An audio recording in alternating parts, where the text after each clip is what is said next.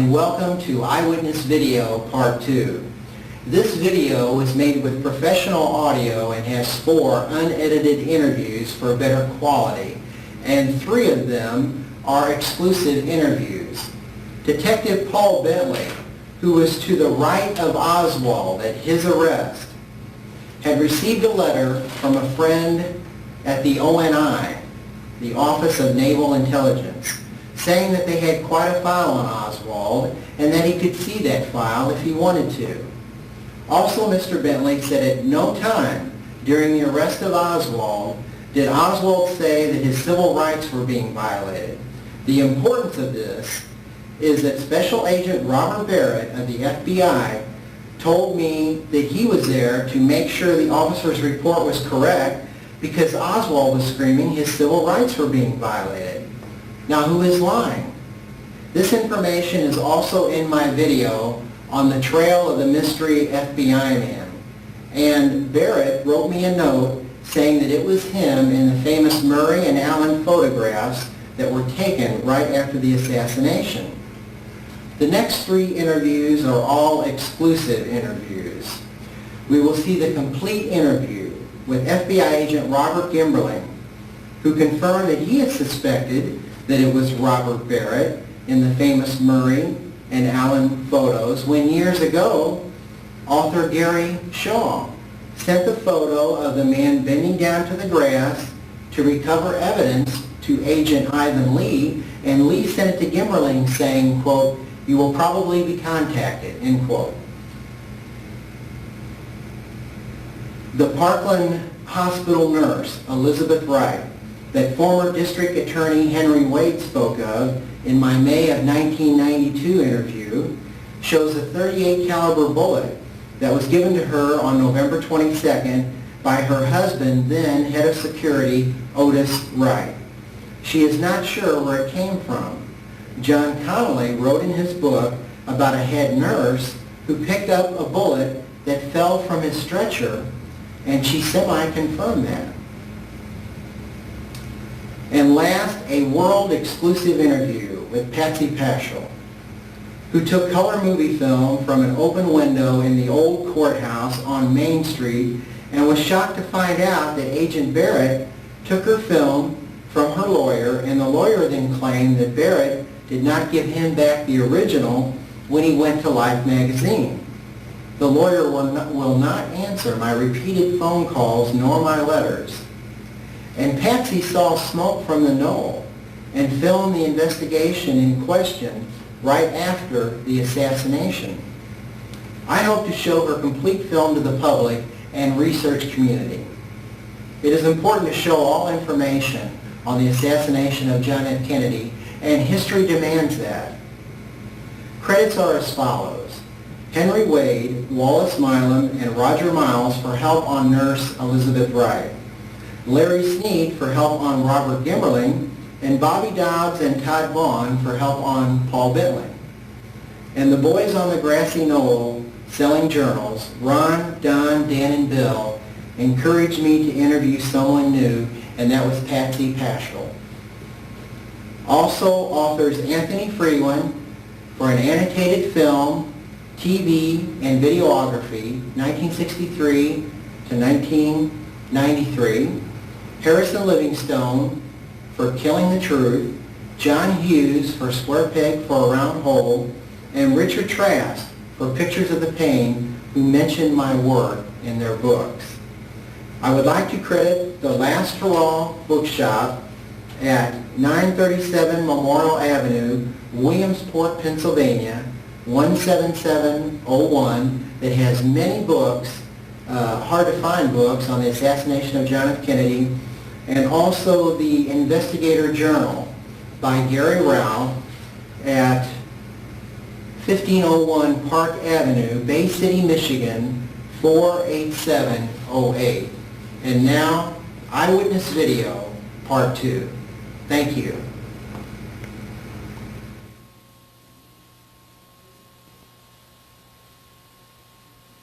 Yeah, I'll never forget. We recovered a stolen car right there by Sunset High School. The first night I was out, and it had a case of lemons in the trunk, and we sat there and ate lemons waiting for the record. Lee Keener was my partner at that time. Well, let me just make a quick introduction, and then, I'll let you just say whatever you would like to say, but we're here with retired detective Mr. Paul Bentley, formerly with the Dallas Police Department. And Mr. Bentley, when did you start working for the Dallas Police Department? 1947, March of 47. And at what capacity did you start at that time? Patrolman. Patrolman. Mm-hmm. And at what point were you promoted to detective? I was promoted detective in 1951, I think it was. 1950-51 when I was promoted to detective. And at what year did you retire? I retired in 1968, March of 1968. 68. And then you went on to? First National Bank as Director of Security for another 11 years. And then with a security company until 1986 when I completely retired. Okay, thank you.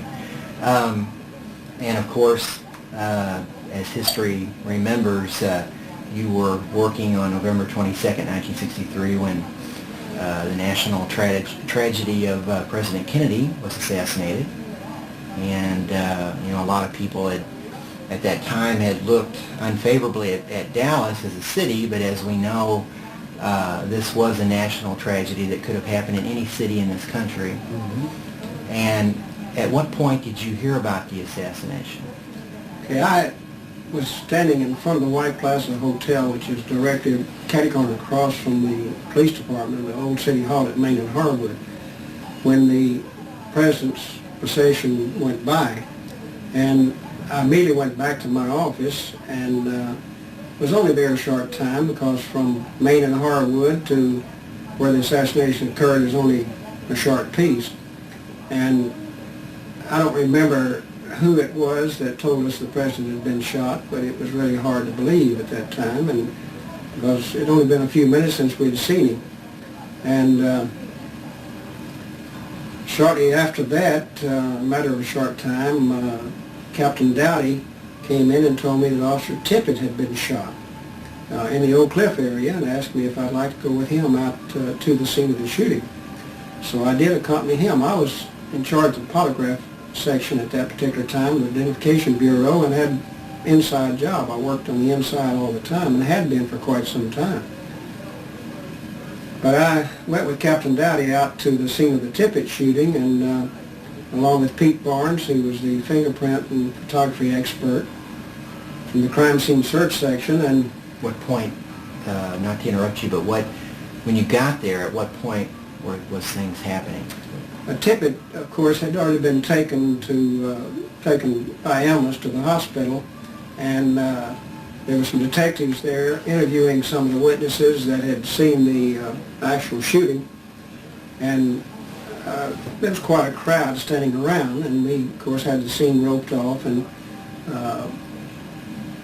we continued to interview some of the ladies. And one lady living across the street, a lady that was at a bus stop just down the street, a taxi cab driver that Scoggins. Yeah, it was parked just back, not too far from the scene, and probably Helen Markham. Right. Yeah. We interviewed several people, and of course, at that particular time, radios were very busy because they were getting calls from various citizens that had thought they had seen the suspect, that the person had shot Officer Tippett. This was uppermost in our minds at that particular time. Captain Talbert was there, who was the captain in charge of the patrol division, and on his radio it came out that a suspect had been seen enter the Texas Theater without paying, so Talbert came over to me and asked me if I'd like to accompany him to the Texas Theater. I was, of course, in plain clothes, and I went with Captain Talbot to the theater, and he dropped me off in the front of the theater and let me go in the front, and he proceeded to the rear of the theater, apparently where he met some uniformed officers that were at the back of the theater. I went in by myself in the front. As I entered, I ran into the ticket taker, who I assumed to be the ticket taker, and she said that the person I was looking for had gone up into the balcony. So I immediately went to the mezzanine and checked the men and women's restroom on the mezzanine and a couple of offices on the restroom, and in the mezzanine floor, and then went on up to the balcony where I went to the projectionist and asked him to turn on all the house lights, which he did. At that time, there was only about 4 or 5 people in the balcony. None of them fit the description of our suspect. So a uniformed officer came up and I asked him to take the names of the people in the balcony, and I went back downstairs to join in on talking to people on the ground floor.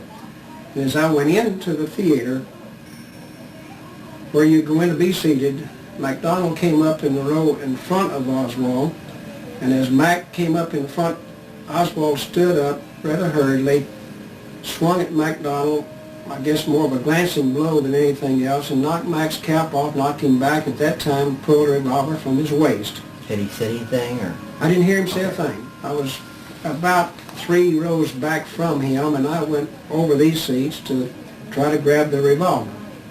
And Mac was grabbing for it at the same time. We both were trying to get our hands on the hammer of the gun, or between the hammer and the firing pin. And one of us apparently did. I don't know which one, but as you probably know, there was a slight indention on the shell that was under the hammer, but not enough to explode it. So at that time we got Oswald down on the floor and the pistol taken away from him. We had several officers assisting us then to get Oswald handcuffed. And right after he was handcuffed, I took him out of the theater. Sergeant Jerry Hill had his patrol car, unmarked patrol car, sitting in the front, and Oswald was placed. That's the picture. Could you hold that up and identify yourself? Now this is me as we brought him out of the theater. This is Oswald. At this time he's saying, "Oh, the handcuffs are too tight." And this is Officer, my goodness, right on the tip of my tongue. I can't even remember it now. It's not Cunningham or Lyons. No. That's, oh, I'm sorry, I can't even think of his name. That's old age, I guess, Mark.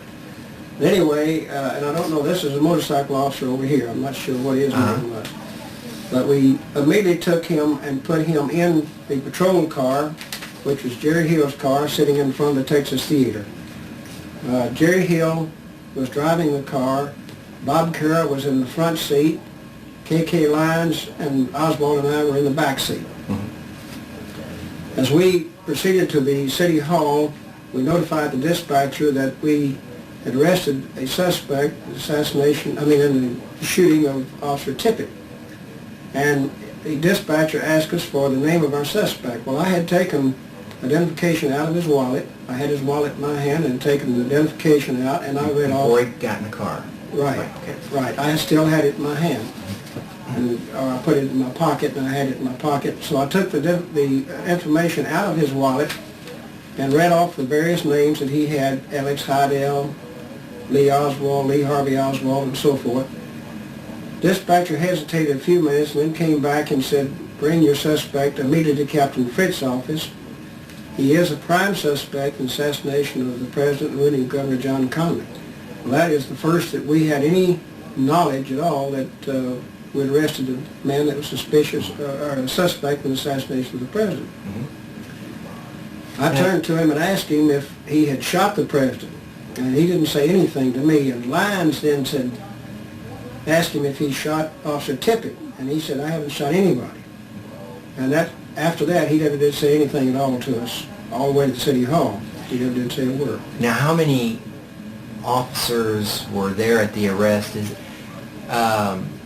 Inside the theater, would you say? Yeah, because it was a policeman shot. Would that be the reason that they had?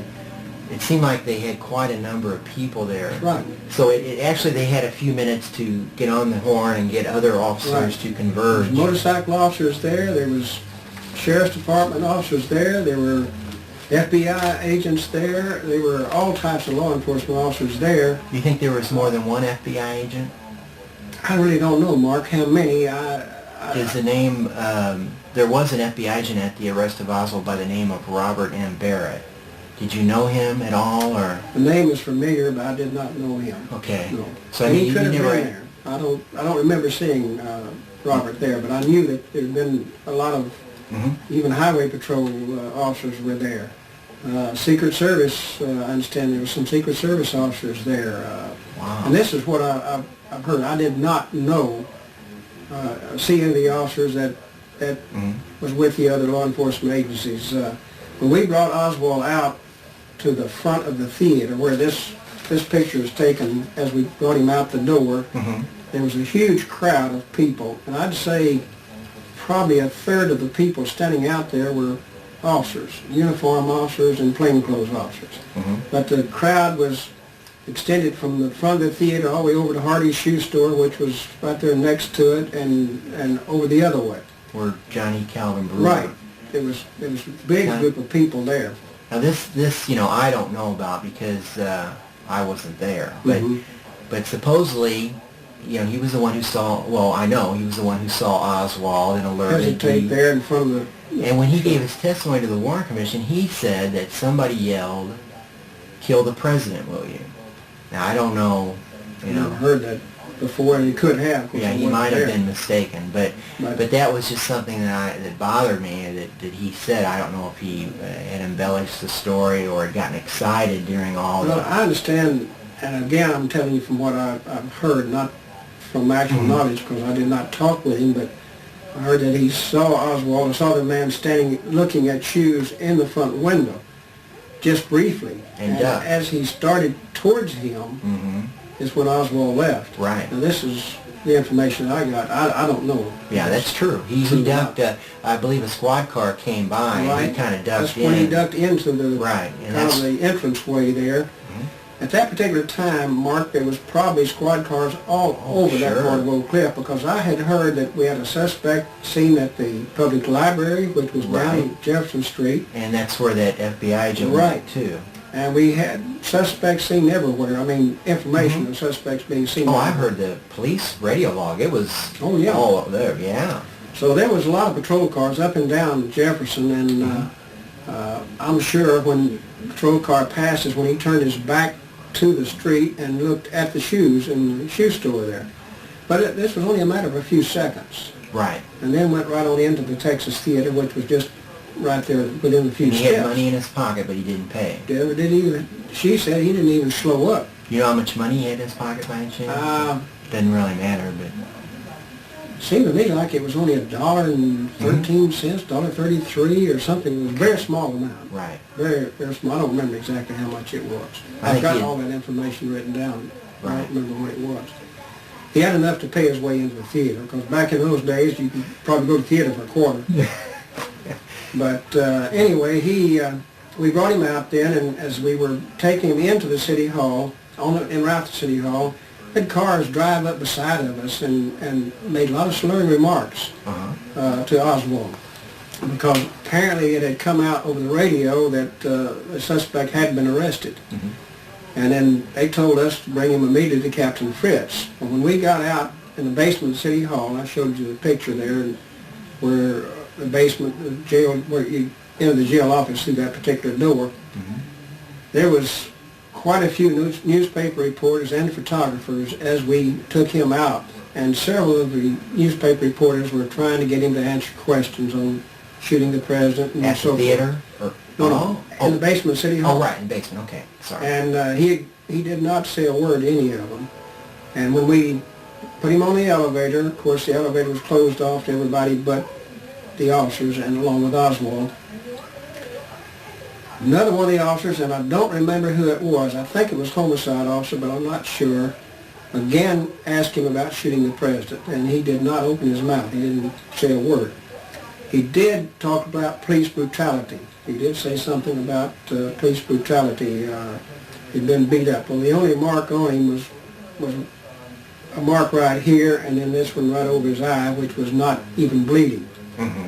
And that could have happened. I'm sure it happened in the scuffle, there's no doubt, because he did scream something about civil rights, or did he say anything? I mean, Robert, this FBI agent told me he said something about his civil rights. Police brutality was brought out, but I don't remember he said anything about civil rights at all. Well, the only reason I said is I talked to Robert Barrett, and he said he was there because Oswald was screaming his civil rights were being violated. And he said, I was a government agent who probably would investigate it. And he said, I wanted to make sure that the officer's report could not be construed as violating his civil rights. And I didn't understand that at all, what he meant.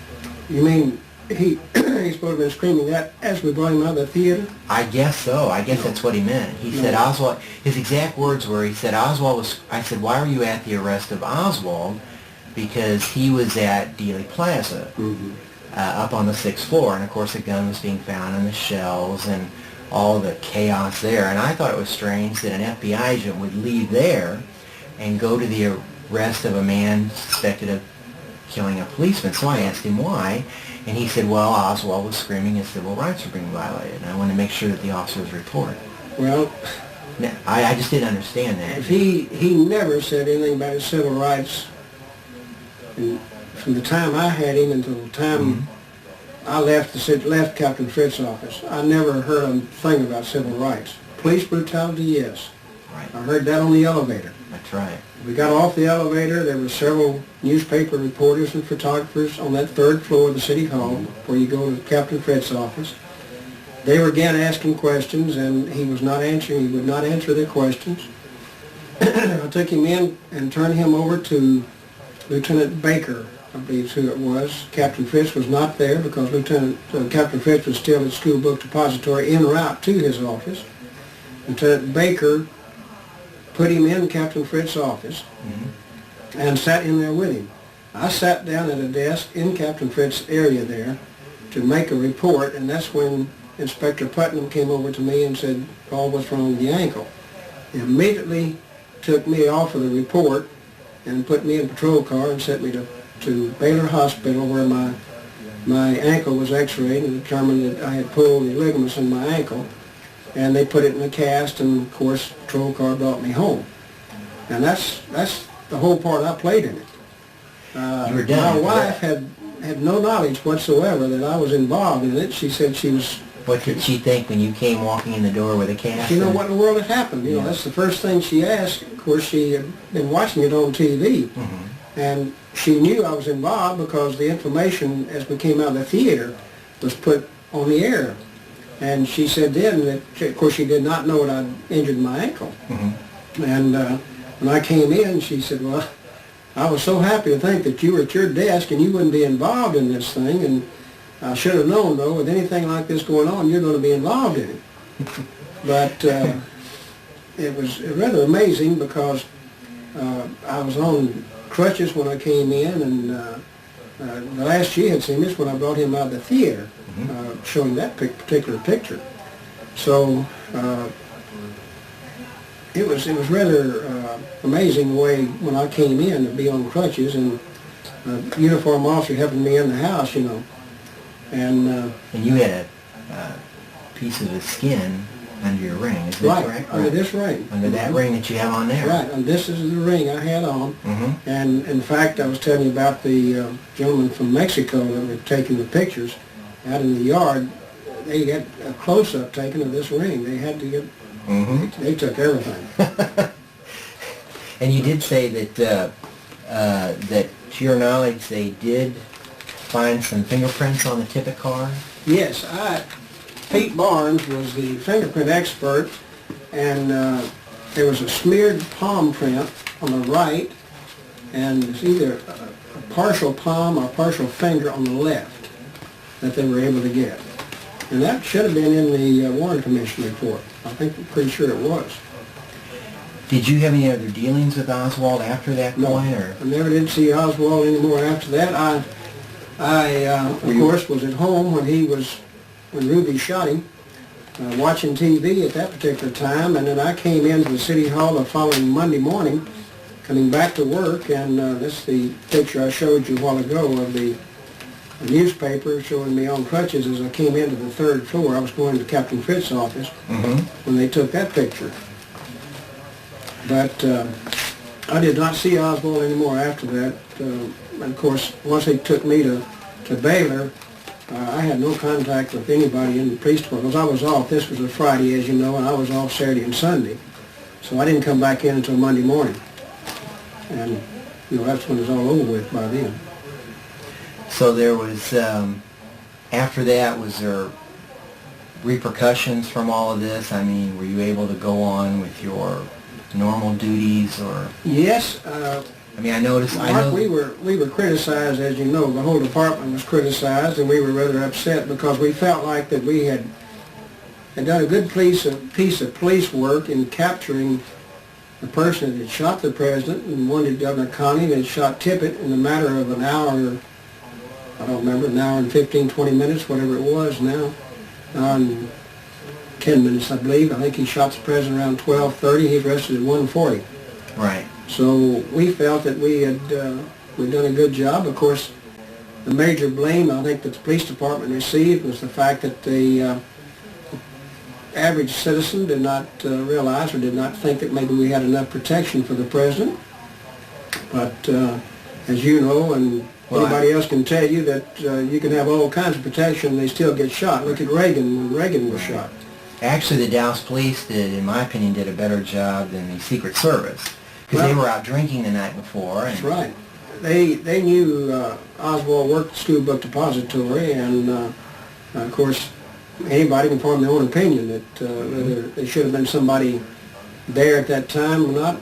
That's up to them, not up to me. I have not been critical of anybody in this. Only people I've been critical of, you might say, is some of the so-called authors who have written books that I've granted interviews, and they just really mess it up real good, But that's, you live and learn, I guess, in 30 years. Well, I've been through the same thing, so I sympathize with you, believe me. I know that Chief Curry came on TV and he told the truth. He said that the FBI knew Oswald was in town, but we didn't. And then supposedly Gordon Shanklin was told to get a retraction from him. Mm-hmm. So at that particular point in time, they were trying to make the information available that they knew. Supposedly there was another guy in the book depository that they had in some sort of file. I think his name was Joe Molina, but it wasn't anything of a threat. It was some sort of radical group or something. It had nothing to do with President Kennedy. And some work that I did, which I'll share with you, it probably doesn't mean a whole lot, but this Deputy Sheriff Al Maddox was the guard that booked Jack Ruby in on the day he shot Oswald. And shortly before he died, he said he knew Jack Ruby, not real well, but shortly before he died, he said Ruby was sick and was sweating, and he went in there and they were getting ready to take him to the hospital, and he shook hands with him and he felt this piece of paper in his hand, and I'll get you a video on that. It's kind of interesting. And he held on to this note for 29 years. Mm-hmm. And he said the children were asking him about it, and so anyway, he brought this note forward, and he was going to put it on loan to the 6th floor museum, but he didn't know anybody there and he didn't know if they would want it, so he put it on loan at the JFK Center. Mm-hmm.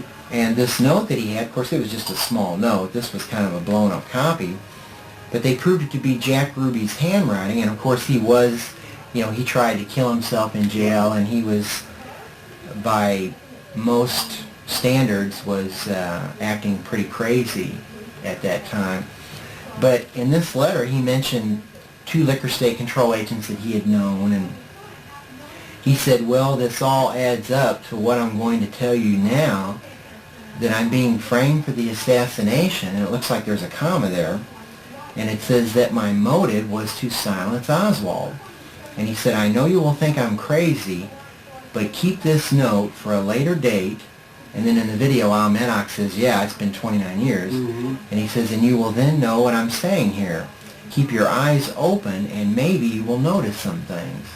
And the only thing I could figure from that is supposedly Billy Grammer, who was a communications officer, said that somebody called into the police station and said, we know about the fake armored car, and if you don't change your plans to moving, we are going to kill him. And then later he said, the guy called him Billy by first name, and he said then he realized when he saw him on TV that he thought that was Jack Ruby. Mm-hmm. So I don't know, what that means, but I thought it was just well, kind of course, there's no doubt it was a fake armored car that they used to move him in.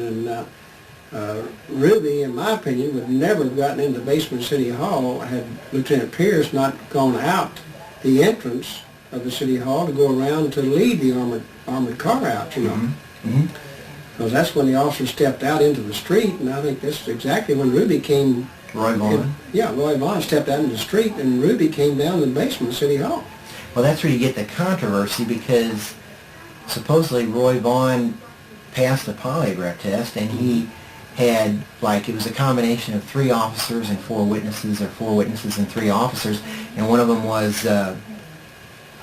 Don Fluchet. Mm-hmm. I don't think he was an officer, though.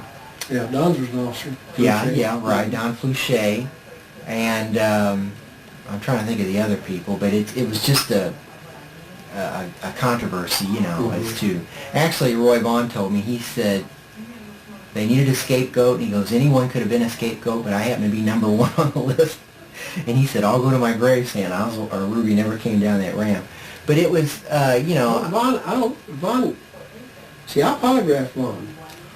You were the... I didn't know that. Vaughn, you bet. There's a report and file of my report in polygraphing Vaughn.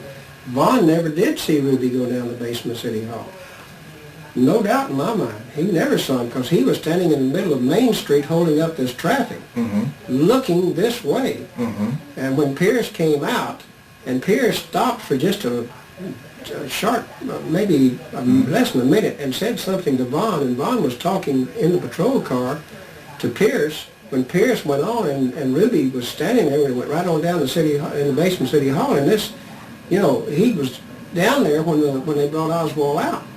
And I guess you're familiar with the fact that when Graves and Lavelle were going up to get Oswald, I think he was to be moved at the time, don't hold me the time because I'm not sure, I think it was 10:15 or something like that. But when they got up there, Warren Holmes, the postal inspector, was interviewing Oswald, which delayed their moving. So had Ruby known exactly what time they were to move him, he still would not have been able to get into City Hall. Right. Because Chief Curry only said, if you get here by 10, that doesn't mean we'll move him at 10. That's if you get here by 10. He was not moved until 11:10 or something, 10:35. But Ruby had been down to the Western Union office, as you know, and it was only half a block from Main and Pearl there back to City Hall. So Vaughn, I know in my mind that Vaughn never did see Ruby go into the basement, and he's 100% right when he said he didn't see him. Because it only took a matter of a few seconds to step over a little curb like there and go right into the City Hall, right into the basement. Well, it was a small area. Oh, very small. And the other doors were locked. Oh, yes. I believe.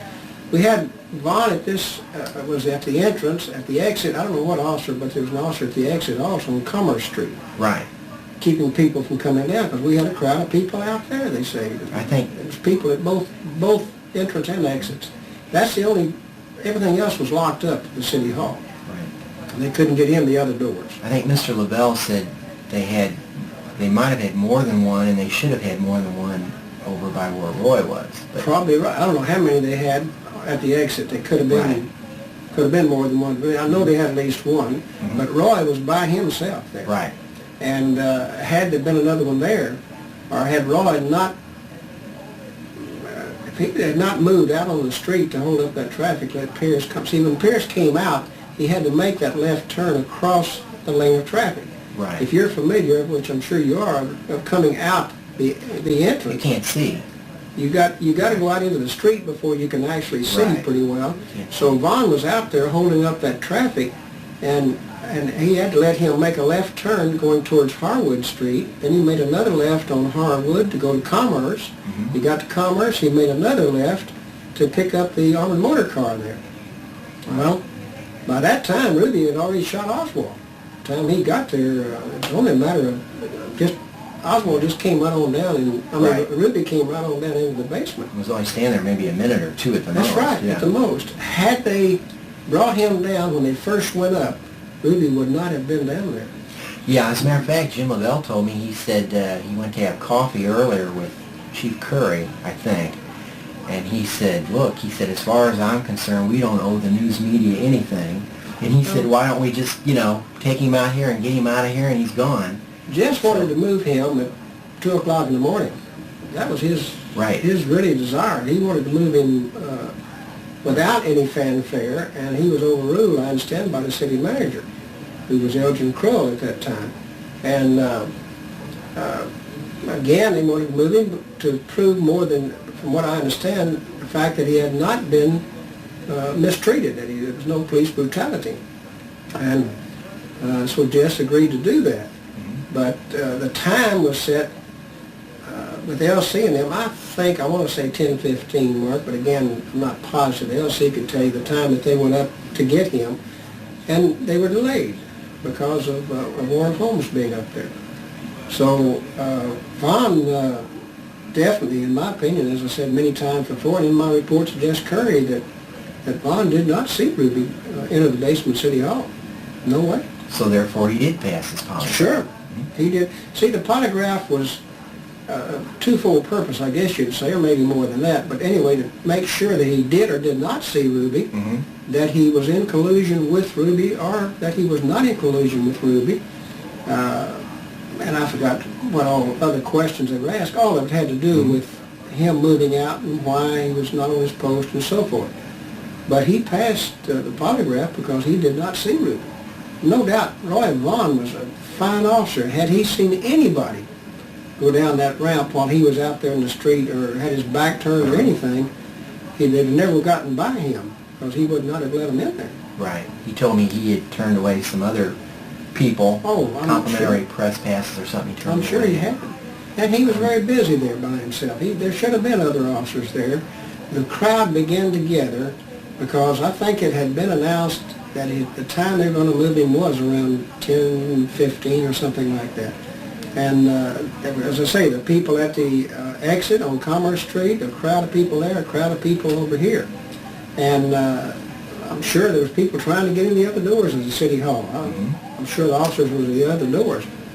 But as I say, I was not there at that time, and the doors are normally locked anyway on Sundays, the main doors. But there's no doors on this entrance and exit of the City Hall to go out into the basement. That's where your patrol cars brought the prisoners in, you know. I'm sure you've been down there in that area. We snuck down. Yeah. We weren't supposed to be there. We snuck down. Right. Now, I don't know if you could help me on this. I don't know, because I don't know anything that much about guns. I've never been in the Army, and I don't know about wounds.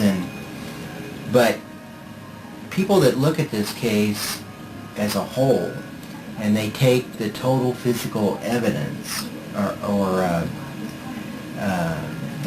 the fact that, let's say, wound evidence, if we talk about what Oswald did, and supposedly, as I understand it, he caused 4 wounds in Kennedy, and he caused 5 in Connolly.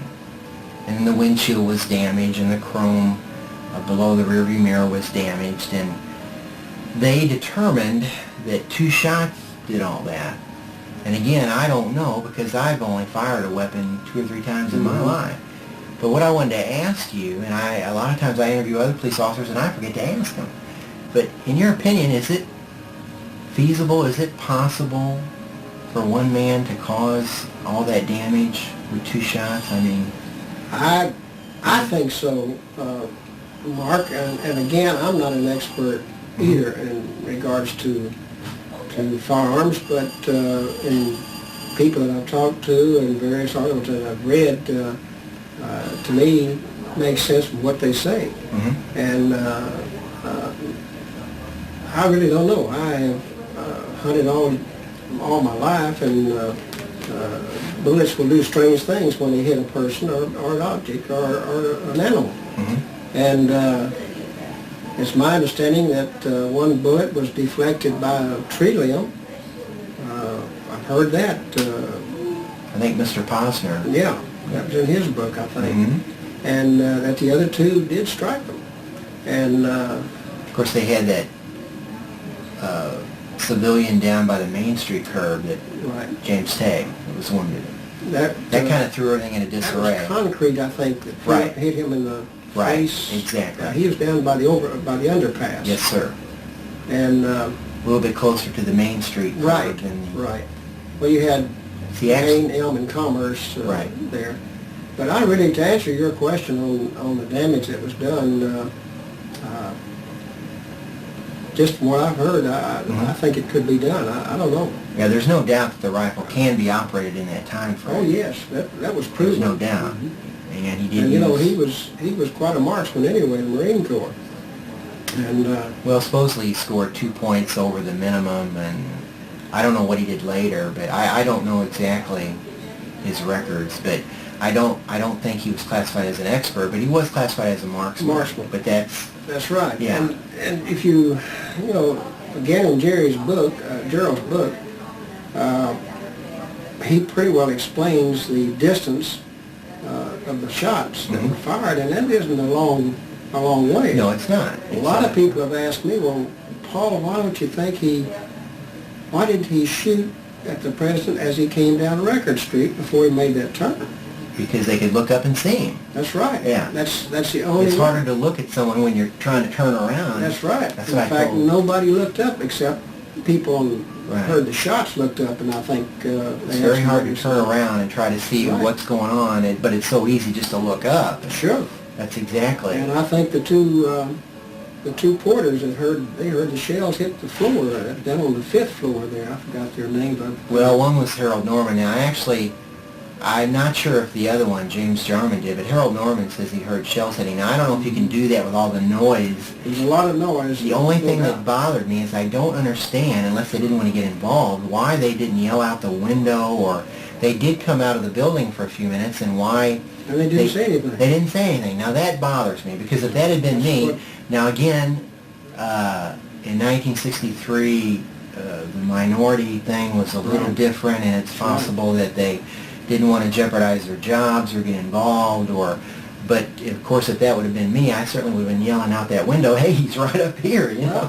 Another thing too, I understand, and again this is from what I've heard, is that as they left the 6th floor going to lunch, Oswald passed them en route to the 6th floor, and they spoke to him, and I don't remember what the conversation was, but there was a little conversation.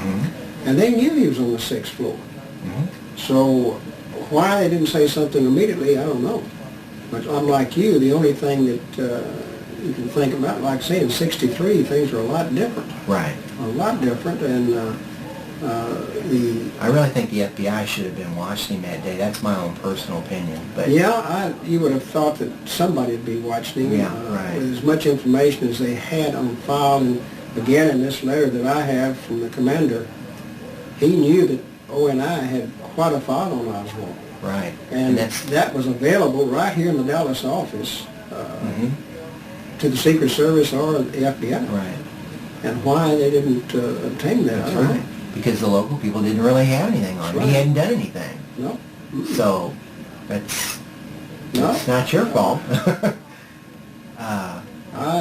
It's like I said, a lot of people will ask me the question of, do you think Oswald acted alone, and you think there's a conspiracy? Well, certainly, I've always in my mind there was no conspiracy involved. Now, that's my own personal opinion, and that he did act alone, there's no doubt about that.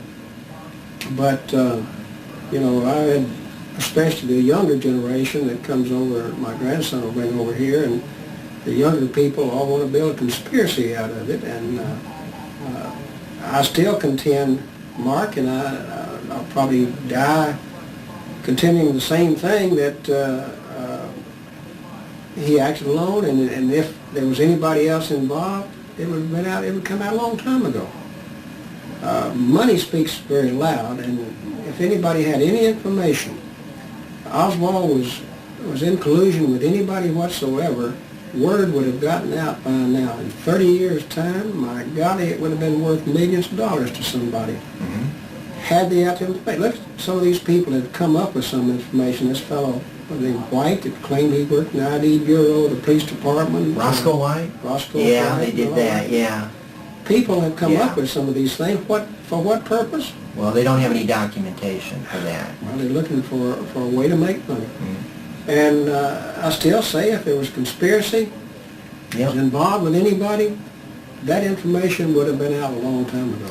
They start this off, these people, because Oswald his accessibility to the Soviet Union. Probably a normal person might have trouble doing the things True. he did. Getting his passport in 24 hours and getting a Russian sweetheart out and that sort of thing. And then, of course, while he was over in Russia, this Francis Gary Powers got shot down. And so we have some possible coincidences. Well, they're connecting that with the other coincidences of what they're doing. It's all a coincidence of what it amounts to, in my opinion. And they're connecting things, and it's just like they say, well, how did Ruby know to be there at that particular minute? Or was only down there a minute or two when they brought Oswald out. You know, and they claim that all the policemen knew Ruby, that they spent time in the Carousel Club and his other place. And I would have known Jack Ruby if I'd have passed him on the street. I worked narcotics, I worked fugitives, I worked vice. I've been in the Carousel Club many times, checking on prostitution and gambling and things, but I never met Jack Ruby. I didn't know Jack Ruby. And had I passed him anywhere, I would have known him. But well, he was known by several of the officers, I'm sure. Well, he brought him sandwiches, and Oh yeah. you know, he was kind of like a gopher. He probably was known by the night crew, the dispatchers, and some of the people up there that worked the night shift. LC said he didn't know him. I don't know if Jim LaBelle knew him or not. A little bit, I think. I think possibly why he was doing these favors was if he got into a scuffle or something, or a ticket or something, maybe he thought he might get some favors. And he carried that gun all the time. Yeah, he did. Yeah. Of course. But if I ever ran into Jack Ruby in his club or anywhere else, I did not know it was Jack Ruby. And I'd worked in narcotics and vice and fugitives for quite a while before I went on polygraph. Many times I was in that Carousel Club. Did you polygraph the guy who drove Oswald to work, Buell Wesley Fraser? No? That must have been somebody else. Okay. I was trying to think who I polygraphed. I don't really remember, Mark. I polygraphed probably 7 or 8 people. And some of those people were people that claimed, one of them I think now, and again I have to go back to my records, was a person that claimed they had seen Oswald and Ruby in the Carousel Club talking one night or one day or something. I don't recall whether this was an employee of the club or not. But that person was polygraphed and even admitted before taking the polygraph that this wasn't true. Right. A lot of people were offered the polygraph. A lot of people changed their story. A lot of people were trying to get on TV and their name in public and so forth, and the polygraph was used for that purpose, to determine were they telling the truth. And naturally, when Roy was polygraphed, and I don't remember whether the officers were polygraphed, but there was other officers, I think 2 or 3 other officers polygraphed. And I may not have polygraphed them, I don't recall. All the reports are would be in the archives and in Jess Curry's file. Yeah, he wrote a book. Right, and Jess... Hard book to find. I got that book. You've got that book. You better hold on to that. Autographed by Jess Curry. Oh my gosh. I've been trying to find that book for... There's one bookstore that, man, that's a tough book You know, to find. Jess and Bee were good friends of mine and my wife. We went to New Orleans together a time or two, and Bee Curry, his wife, was the sweetest girl, sweetest lady. And when Jeff, of course, 7-Eleven were the ones that were distributing that book, the 7-Eleven stores. That's who... The 7-Eleven stores, 7-Eleven can you stores. believe that? That was And now one. you'd have to fight to get one. Oh, yeah. I mean, we're talking $50, $70 for a Right. copy now. But Jess, Bee died not too long after Jess died.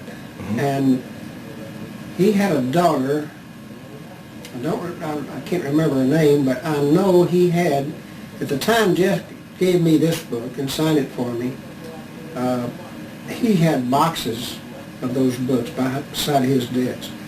And I know that he had a bunch of them left over. Whatever happened to them, of course, I don't know. Oh, I'll tell you. His It's a daughter- very valuable book. It really is. His daughter may have gotten them. I don't know. I might try to get a hold of her. I'd certainly I pay wish you. I knew her name. I don't know. See, Jess lived out off of Gaston Avenue. I don't even remember the name of the street that he lived on now, but Right. not too far from White Rock Lake. And Jeff was a fine man. I knew Jeff certainly before he was ever chief of police. I went to work with Carl Hansen as chief of police. And Jess was a fine chief. But he, of course, caught the blunt of this whole thing. And well, they took the power out of his hands. Sure, the FBI came in, and there was not much he could do. I know he was very unhappy about that, and you can't blame him. If it had been left up to Jess, Oswald would have never been shot because he would have not moved Oswald with any fanfare whatsoever. Right. He did not want to move him at that. He wanted to move him under everything closed down, and can't blame him. Things just didn't work out the way he wanted to. Of course, we can say lots of things would have happened when we think about it. Right. Well, it was 30 years ago. It was a hard time. There was so much pressure, and the news media all over the place, and it was the FBI, and it was very hard to concentrate on you bet. what you were trying to do, and they. And there are not many people left that were involved in that now. There's so many. Oh, I know, right. Oh, of course, yeah. Elsie's probably 2 years older than I. Elsie's probably 75, I guess, now. I don't know how old Jim Lavelle is. But there's just a lot of people left. Everybody I've talked to is getting up there, yeah. You got to think it's I'm been 42. 30 years.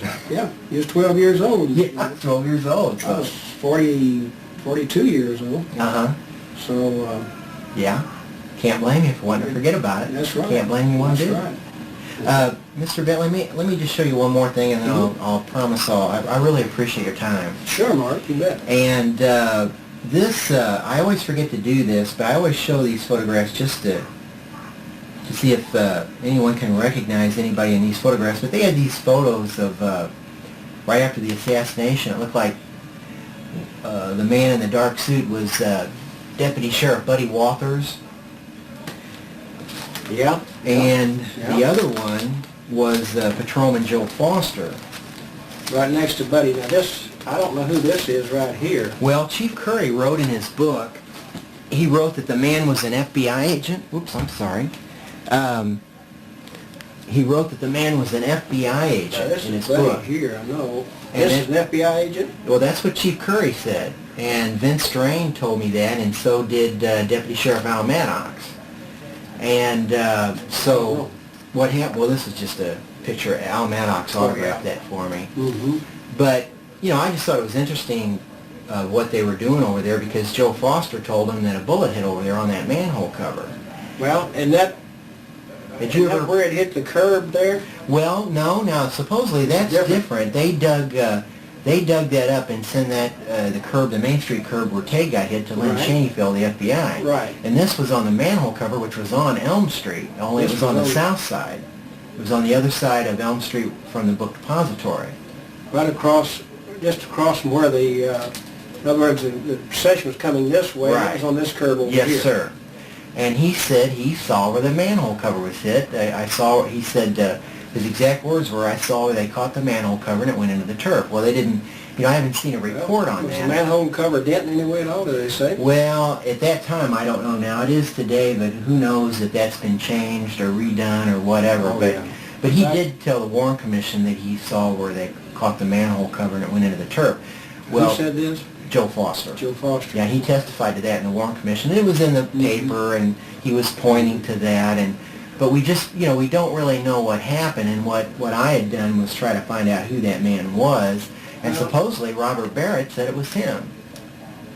I don't know Robert that well. Yeah, it's, but anyway, Chief Curry had written in his book, he wrote, an FBI agent inspects the area for bullet fragments, so I just wondered if you might have any information on that. It's I don't. Yeah.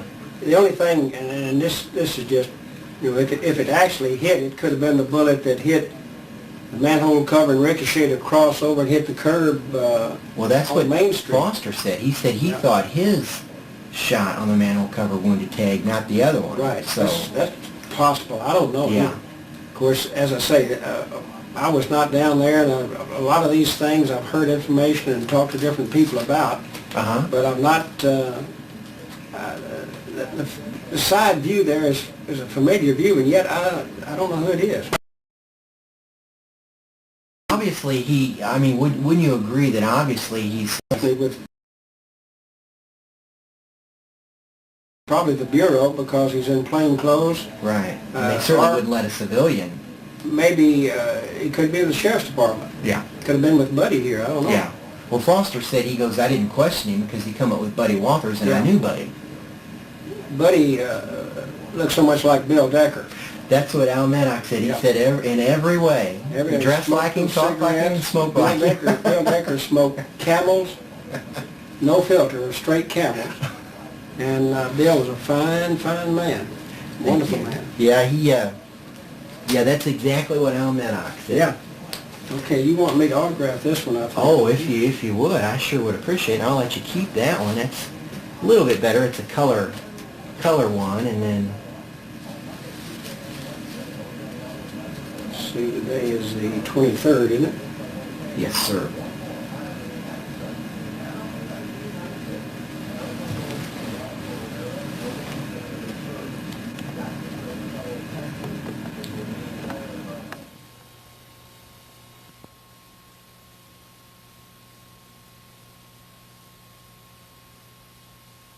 It's not that hot. I'm not hot at all. I'm fine. Good.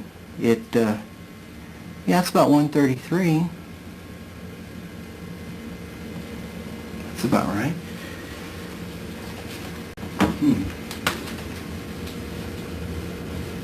Okay, we're here with Mr. Robert Gimberling, and we certainly appreciate you taking the time to be here to talk with me. And Mr. Gimberling, you were a special agent for the FBI in 1963? Yes. And how long were you employed by the FBI at that time? I started the FBI in a clerical capacity in 1941 and then left the FBI to go and enlisted in the Marine Corps in 43. Came back in 46 to the FBI and worked in a clerical capacity while going to school in Springfield and Chicago, Illinois, and became an agent in August of 50. And were you working on November 22nd, 1963? Yes, I was working in Dallas, Texas as a special agent in November 22nd of 63. And when did you first hear that there were shots fired when President Kennedy came to town? Another agent and I were working together that day, and we parked our Bureau car just off Harwood Street, and the parade was coming down Harwood. And we observed the President go by, and then we went over to the Republic Bank building to eat lunch. While at lunch, a friend or an acquaintance of the other agent came up to him and said, "Did you know that the President had been shot?" And we thought the individual was kidding, but to be sure, the other agent went up and used the phone at the cashier stand and finally got through to the FBI office and found out that it was true, and we were both dispatched to go to the police department and maintain liaison with a deputy chief, and I believe it was Deputy Chief Lumpkin. When did you, or the people you work with, I guess the FBI in general, in Dallas, start to investigate the crime? At what point? Actually, we were in it from the outset, unofficially, but it was after I think it was late on the Friday of the day of the assassination is when the President Johnson, then President Johnson, issued an order telling us, the FBI, to take a charge of coordinating the investigation and to gather the evidence. So that was our official reason for entering into the investigation. Okay, thank you. At what time did you hear anything about Oswald? Or first mention of him? Or While I was up in the deputy chief's office, of course we were monitoring the radios, and they brought an individual in who had shot Officer J.D. Tippett. As I recall, they identified him as Oswald, and mention was made sometime during the course of that afternoon that he was one of the missing employees at the school book depository, and that he was a strong suspect in the assassination as well as in the killing of Tippett. I understand that there was a problem with Chief Curry coming on TV and saying that the FBI knew Oswald was in town, or the FBI was aware that Oswald was in town and that he was not. Is there any particular story to that or anything that you could... Well, I don't recall that specifically. However, I think it is important to note here that the Dallas Police Department had two state crimes that had been committed, namely the murdering of the president and the killing of one of their own police officers, both of which were state violations of the law. There was no federal law in existence on November of '63 whereby if you killed the President of the United States, that was strictly a local crime. Yet there was a law on the books at the time that if you threatened to kill the President, it was a federal violation under which the Secret Service had jurisdiction. That's a little ironic. In other words, if you threatened to kill him, you could be prosecuted federally, but if you went ahead and killed him, you couldn't. Now, the Congress finally passed the federal law making it a violation of federal law to kill, kidnap, or assault the president. That was passed in August of '65 after we'd had 4 presidents assassinated in our country. Very good. To continue with respect to Curry's statement, of course, the president had ordered us to coordinate the investigation and take the evidence. And obviously that presented a problem for the Dallas Police Department. They were trying to investigate 2 local charges of murder. In fact, on Friday night and early Saturday morning, Oswald had been charged with state crimes of both killing the president and killing Tippit. And yet the FBI was following their instructions from the president to take charge of the evidence and coordinate the investigation. So it put the police department in a bad situation. Thank you. Do you know why it appears that Oswald was not watched that day, knowing that the president was coming to town? The category in which Oswald was, we had a pending security case on Oswald. However, the dissemination procedures that were in existence in November of '63, which had been set. Now, these dissemination procedures were made by the higher-ups in the intelligence agencies at a federal Washington level. And the type of individual that Oswald fit was not one which we would disseminate to either the local police department or the Secret Service. Now, the Warren Report criticized the FBI for not having made such dissemination. Had we done so, we would have been violating our own rules. Now, people can legitimately say that the dissemination procedures were in error, and I would be, as a Monday morning quarterback, I would probably agree with it. However, at that time, we were abiding by the regulations that had been established before that time. Okay. Asking your opinion on this, FBI agent Hosty said he received a note from Oswald prior to the assassination. Do you feel having this note might have been embarrassing to the FBI, and could that possibly be why it was destroyed, in your opinion?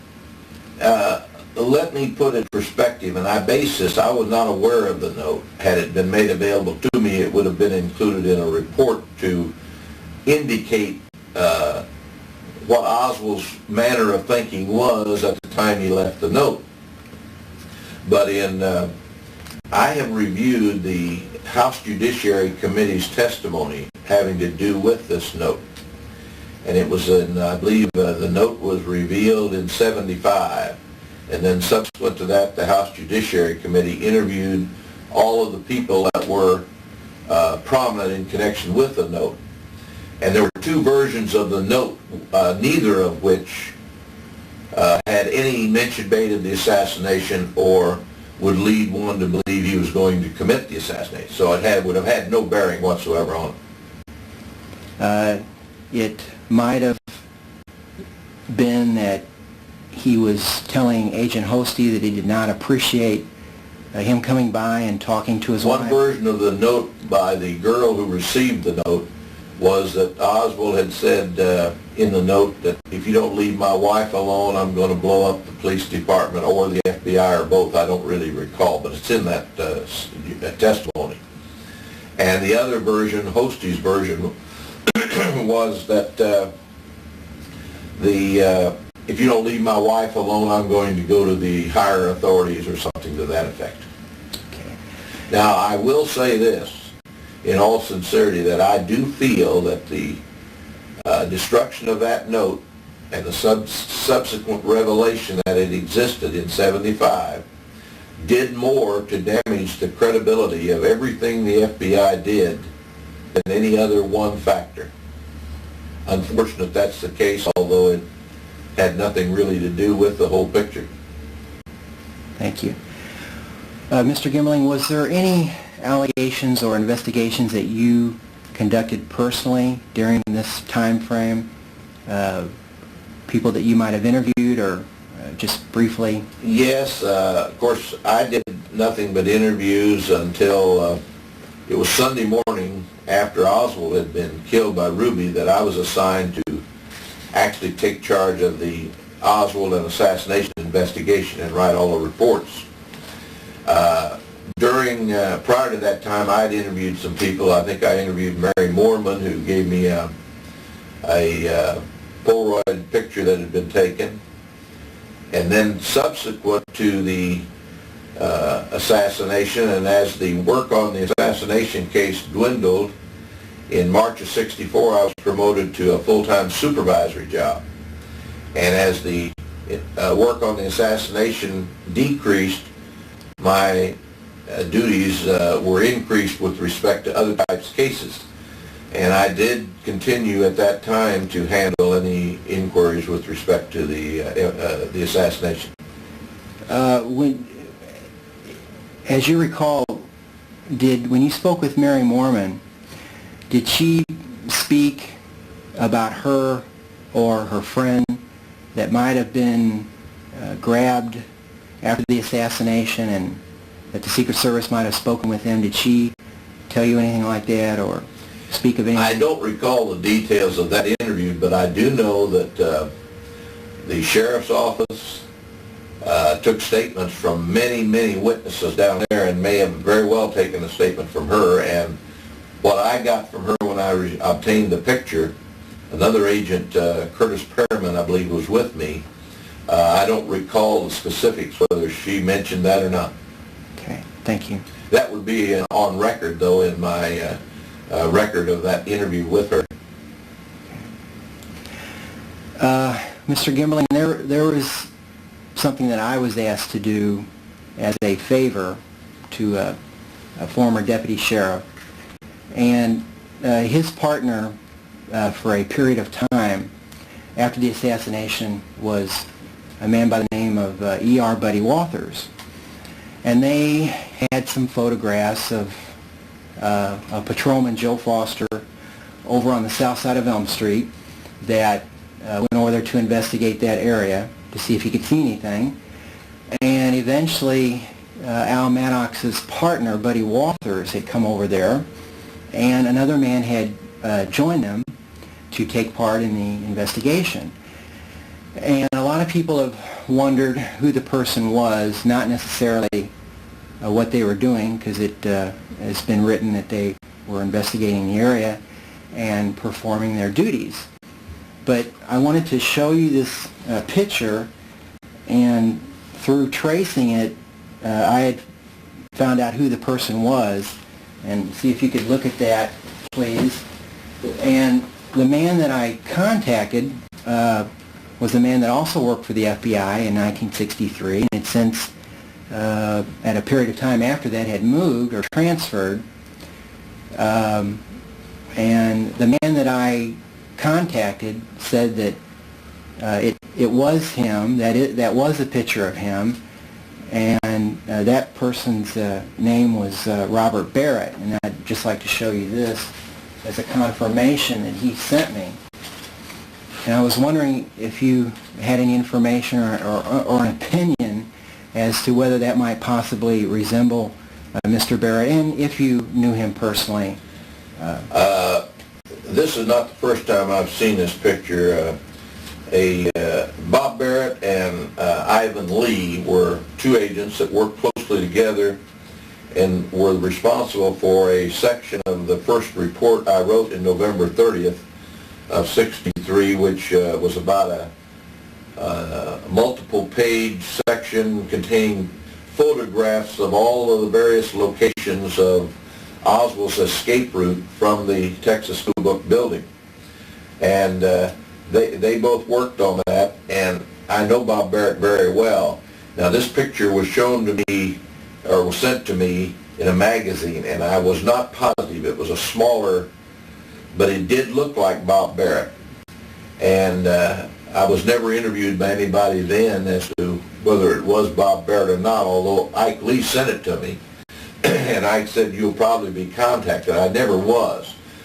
Ike did not say it was Bob Barrett. He more or less left it up to me. Now, when I look at this picture, before you even mentioned that Bob Barrett had said it was him, I think I mentioned to you earlier that of all the agents I knew that worked on the case, it resembles Bob Barrett, although I know he parted his hair on the left side, and his hair was similar to that. And I would say that it very possibly is Bob Barrett. Do you recognize Mr. Barrett's handwriting at all? That note that he wrote me, it says, "This is a photo of me." Offhand, I just recently received a letter from him. I would say it looks like it, but I'm not sure. Hang on just a minute. Mr. Barrett was a special agent of the FBI also. Yes. And he was involved in several commission exhibits checking out various information and certain things. And I believe he told me he was at the arrest of Oswald and was checking out the report that the officers had written to make sure that Oswald's civil rights weren't violated and it could not be construed as... He was at the scene of the arrest, yes. Arrest. Well, Mr. Gimberling, I really appreciate your time and effort, and I thank you very, very much, and I really appreciate you. Thank you. taking Glad the to time. do it.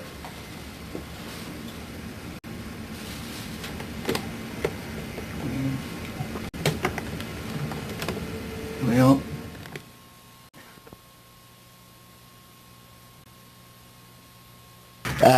we're here with Elizabeth Wright, Elizabeth Good, that I was right at that time. at that time, that worked at Parkland Hospital, and we do want to credit Mr. Henry Wade, who first mentioned you, although he got the name wrong, but he had the right person in mind. And then later, Dr. Crenshaw found you for Wallace Milam, who I believe came by and spoke with you here. Well, that's correct. And then a friend of mine, Roger Miles, mentioned that and made me aware of it. And then that's how I found you. But we really appreciate, you know, the time that you're giving us to talk. And at what time did you start working for Parkland Hospital? July 14th, 1962. And in what capacity were you? Director of Nursing. Director of Nursing. And of course, on November 22nd, 1963, you were working at that time? I was working at Parkland, but I was at a workshop that morning. And did you say that earlier that morning you spoke with your sister on the phone? Yes. And she said that... Before we went to the workshop. Right, and she said that it was raining, but the sun had come out, and something about that she felt something might happen to President Kennedy. Yes, she said, she was crying, and she said, "I'm afraid he's going to get killed." And did you feel that had she made premonitions before, or? She, yes, she has had a great, well, I can't say a great many, but a number of, I can't say her predictions, but a number of things along this line in her life. She was able to have some idea of impending doom. And at what time did you hear that President Kennedy had been shot? I can't tell you the exact time. It was shortly after noon, and we were having lunch. And then you headed for the hospital? As soon as I heard it, they were teasing me about the president being there, and they were saying, "You shouldn't be here. You should be there taking care of the president in case they need you." And I laughed and said, "Of course they're not going to need me," and continued with my lunch. And the next thing I knew, somebody called and said, "The president's been shot." And I thought, there they go again. Went in and saw it on television and absolutely could not believe it. From that point, did you speak to your sister about what she'd said earlier, or? Not at that point, because then I knew I had to get back to the hospital and it was going to take a few minutes. So I called my husband. He, of course, was down directing security. And my night supervisor was still there, so she, if you'll pardon the expression, drove like a bat out of hell to the Parkland campus. It was surrounded with all the police and everybody.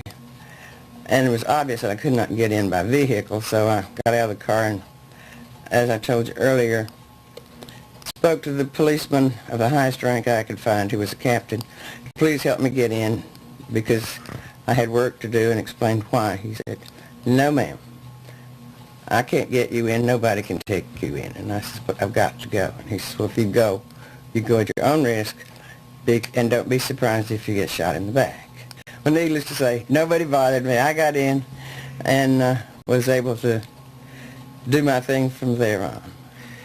And you actually was in the room with Connolly and also took care of him and did some work in that. Well, that was long after the initial excitement. Well, not long after that. After the president's body and his entourage had gone, and of course the Johnsons, who were also there, soon to be President and Mrs. Johnson, were in another part of the hospital awaiting to find out what was happening, because then they knew he was then president. And as soon as all that was over, I went up to the operating room, or Steve Landrigan, who was one of the assistant administrators, asked me to go up and take care of Mrs. Connolly, meet her needs, keep her informed of what was going on in the operating room concerning him, and take care of anything that she might want or need. She was a delightful lady, and I was happy to work with her, and did exactly as instructed, and was there, quite late in the evening, till he was out of surgery and in recovery room, and she was doing as well as she could, and all the Connollys had been fed in our two separate dining rooms, and it was a long day. I imagine it was a very tough time. Yes, it was. Did you see President Kennedy at all at that time, or? No, not at all. The Secret Service would not allow me in the part of the emergency room in which he was located. And I said, "But my supervisor needs me," and he said, "Well, if she needs you, she'll call you, but you don't go in unless she does." And in the meantime, my assistant director had said, "Don't go in there or they'll throw you down the hall like they've done everybody else." And I couldn't see myself sailing down that hall, so I did as I was supposed to, but talked with Doris Nelson, the supervisor, as soon thereafter as I possibly could. And there were some people that got thrown out, I imagine. Oh, absolutely, all over the place. Yeah. My assistant's expression there was they're coming out of there like bouncing balls. And at the same time you worked at Parkland Hospital, your husband, O.P. Wright, That's correct. Was the head of security? That's right. And how long had he been the head of security there? Well, he had been responsible for security since, as well as the personnel department, since he came, which I believe was in 61. I got there in 62. I'm not positive of that date, but it was either 60 or 61. And as I told you earlier, I had an interview with the former district attorney of Dallas, Henry Wade, and he had mentioned you in this interview. He got the name wrong, but he did say that a head nurse at the hospital had shown him a bullet, and he said she had the bullet in her hand. And he said, where did you get this? And she said something effective, I got it off Connolly's stretcher. And he said, well, you should turn that over to homicide. And the history has recorded that that Darrell Tomlinson, who worked in the hospital, had found this bullet on a stretcher and had given it to your husband. And orderly in the emergency room. Well, to find a bullet in the bedding on a stretcher is nothing outstanding or unusual. So that's why Otis said, well, you might want this for a souvenir. It's a bullet that Darrell found on the stretcher. At least it was the same day. And so I took it and still have it. But, of course, there's no resemblance of that bullet to the one I have. Oh, I see. They said that your husband gave the bullet to a Secret Service agent. And, I mean, that's all we know up to that point. And the bullet that he gave him was similar to this one. Mm-hmm. Does the bullet that you have resemble that? And not at all. If you'd like to see it, I'll be happy to show it to you. But no, it doesn't look anything like that. Okay. Yes, if you would, I'd be happy to. Hold the phone a minute and I'll get it. All right, well, thank you. Take a look at that. If you'd like to hold that up. Oh, that's really, wow. That might have done a worse job than that one did. I don't know that much about bullets. But. Now, that's a bullet that you got from your husband that day. Right, that day. That day. Well, late that evening. Well, that might not. I couldn't tell you whether it was that evening or the next day or the day after. Okay. Because everything was in such an uproar that I can't tell you minute by minute what I did. Oh, okay. That's all right. Good residence. 1 week. Well, and this is a doctor who's after something. Now, this is a book from John Connolly's book, and he did say something about a head nurse that picked up a bullet, or he heard something fall off a stretcher. In his condition? Yeah, that's what I was wondering. Maybe you could read that out loud, and maybe we can piece that together a little bit. Well, I'll have to get my glasses together. Oh, okay. Or would you like me to read it? You read it. Okay. I'll say if it's right. Alrighty. To my recollection. Sure. He says, but the most curious discovery of all took place when they rolled me off the stretcher and onto the examining table. A metal object fell to the floor with a click no louder than a wedding band. The nurse picked it up and slipped it into her pocket. It was the bullet from my body, the one that passed through my back, chest, and wrist, and worked itself loose from my thigh. Well, now, if I remember correctly, they took him directly to the operating room from the car in which they were riding, because we have an elevator immediately inside that goes right up to the operating room. And it's, to the best of my knowledge, that took place there. But the bedding on that stretcher, as I recall, was green, gray, which is operating room color, and it was gray, and that's not unusual because we switch stretchers intermittently depending on who needs the most at what time. Mm-hmm. Now, this is not to say the operating room table, but the stretcher, or some people say gurney, for transportation back and forth. Right. And it has a little shelf underneath, and that's where as I recall being told, the bullet was rolled up in that those bed sheets. Those bed sheets. However,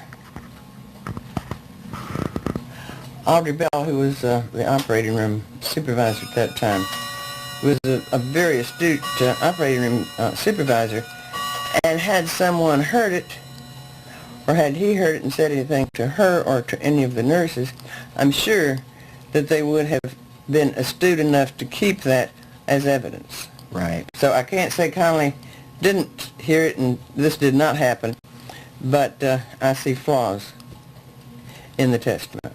Okay. Do you think that, I mean, do you feel that that bullet is part of any evidence, or do you feel that No, I really don't. it's... Okay. I honestly don't. And I don't think Otis would have given it to me had he thought it was, because he'd been in police work long enough. You don't do that. Your husband. Right. Right. But I've kept it all these years because it was there. That's all. I do know it was there, but I don't know anything more about it, the background. And obviously has not been shot. Obviously, yes. Your husband, I never saw him on any TV show that I can recall. Was he told or asked not to? We were all asked not to. And there's only one person who was asked not to on my staff, to my knowledge, appeared on television without permission. And that was... Cannot tell you. Okay. In your professional opinion, how do you feel about the doctor saying that, you know, the wound in Kennedy's throat was a wound of entrance and the wound in his head was a wound of exit? Did you have a opinion on that, or? When I was a child, I was an expert marksman.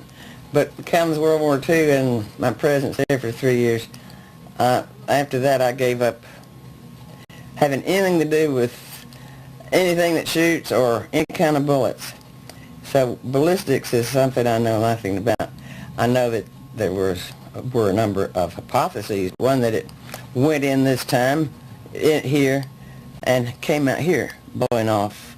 And the other that it went in here, and having expended its energy, came out here. But how then could it have hit Connolly and done the damage there? Right. So I can't say. I don't know. Well, John Connolly has always said that the bullet that went through Kennedy, or the bullet, the first shot, was not the one that hit him, because he did not hear the shot that hit him when he felt a blow in the back. But as you are well aware of, he had 4 inches of his fifth rib destroyed and his radius bone in his wrist. And the bullet in the National Archives pretty much resembles this bullet, except for the base, of course, is not flattened. Mm-hmm. And they just wondered, how could a bullet with a tip like that do the damage to break 2 bones in Governor Connolly and remain in that near pristine condition? And that's kind of what people were wondering. Of course, if it had gone in the back of the head, would have had to pierce the skull, which is hard, and go through the soft brain tissue, soft tissue, the brain, which is soft, mm-hmm. and then come out the throat, or vice versa. Mm-hmm. And I do not believe that one bullet did all that damage. I mean, going on to Connolly. Well, I think it possibly, as I say, I'm no expert, it maybe could have done everything that was done to Kennedy, but I don't see how it could have gone on did all that damage. Did that to Conway. Well, you're in good company, because even the pathologist from Bethesda... I'll call him good company.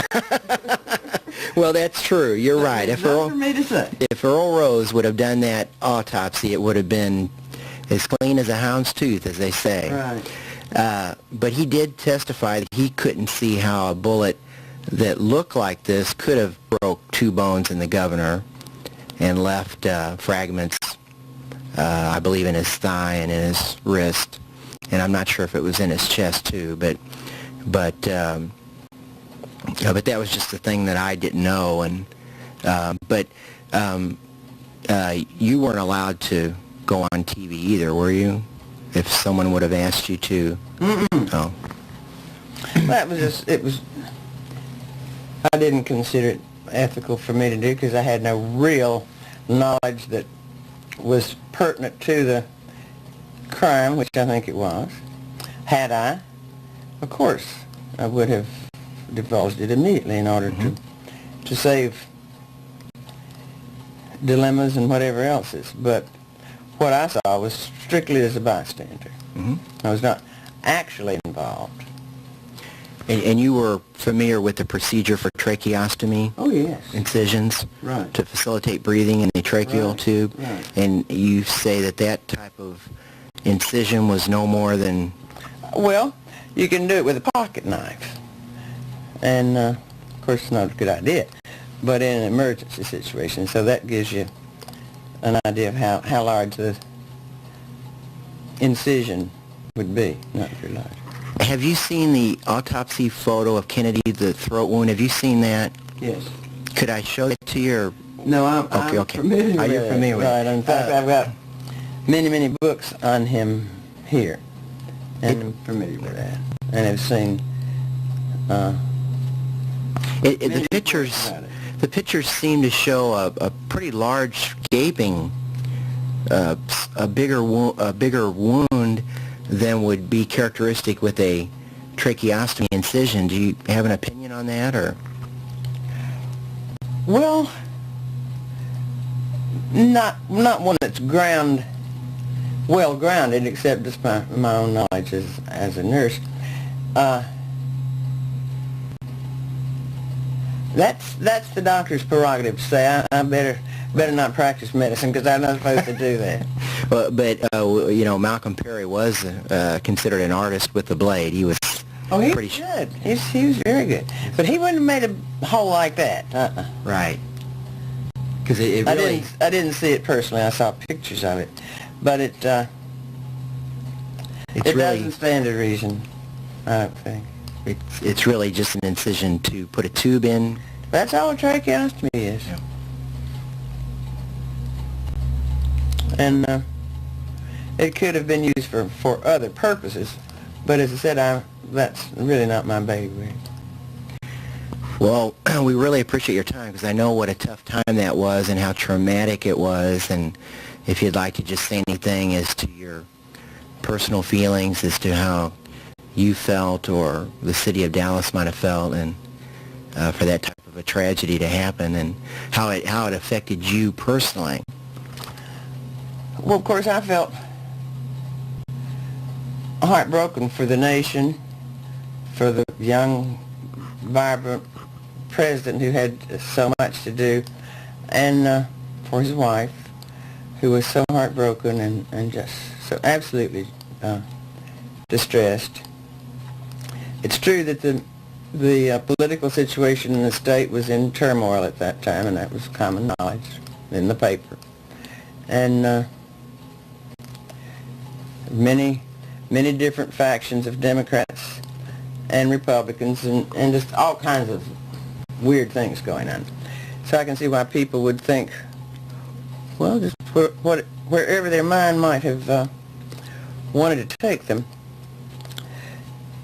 I was very amazed at the behavior of the Secret Service and their attitude toward our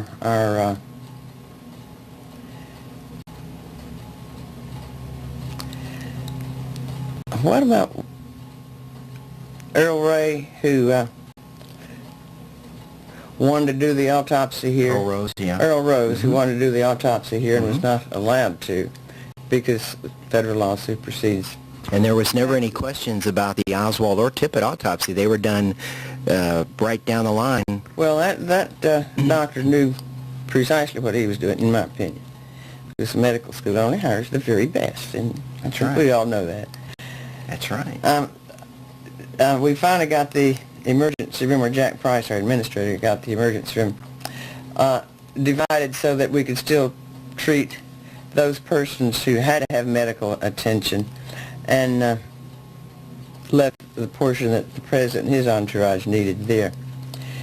As soon as everything was over and settled down a little bit, our administrator asked us to write immediately that day our first-hand recollection of what had happened, and everybody did, from the lowliest orderly who found the stretcher with the bullet on it to himself. Mm-hmm. And it was a heart-rendering report of agony, shame, sense of personal loss, just heart-rendering. But a beautiful tribute to the president and to his wife. And your sister was right. yeah, my sister was chief stewardess for Delta Airlines at the time, and thought, like many people did, that John Kennedy was just about the finest person in the whole wide world. And when his plane landed, it was raining, drizzling a little bit, and then it started to clear up as the entourage moved out, and after it had gone, she called me and said she was crying. And I said, "So, Mary Neal, what's the matter?" She says, "He's not going to make it. They're going to kill him. He's going to get shot." To such a point that my husband sent a car over to Delta Airlines, picked her up, and brought her over to my office, where she stayed until we were ready to go home, and then stayed with me until the whole thing, as far as from what happened then to Oswald's death, she was so agonized that she was with us all that time. Wow. Well, I imagine that was a very, it was very hard for her. traumatic, and she it must have affected her very much. Very much so. Always did, because she just loved him very much, admired him a great deal. Well, Miss Good, we really appreciate your time, and I thank you very much. Well, and I I'm also glad I'm not being of any help, but I'm just confirming or not affirming whatever information you might have about it, insofar as I saw it or knew it. Well, you were there and I wasn't, and that's the key right there. It was hectic, but controlled chaos, we'll say. Well, that's a beautiful thing. I'm proud of what the hospital, what the medical staff, what all of us did that day, because after that was over, we began to get in hate mail like mad. And I couldn't understand it, because I felt so proud of us. We had tried so hard. And then to have so many people, even had one mother write to me personally and says, "I'm not going to let my daughter go to TW nursing school because it's associated with that place, and that place doesn't do anything but kill presidents." Oh, that's terrible. And I thought, well, lady, that's your prerogative, but you don't have it quite straight. Well, those are people that don't know what they're talking about, and those kind of people are just best ignored. But you find that in any traumatic situation. You gotta have a scapegoat, so something that's not gonna rebound on you and hurt you is usually the one something you pick out to do. Well, as people look back on this case, they look at the efforts done by you and others at Parkland Hospital, and it was quite admirable, even by today's standards, for trying to resuscitate a man that was literally dead before he was even brought into the hospital. Oh, absolutely. No question about it. But I think we did our job, and we're proud of it. Well, I think so too, and I'm very proud of you for giving me this time. Well, I'm glad to share it with you. Well, thank you very much. You're quite welcome. Okay, we'll just, I don't know what I do.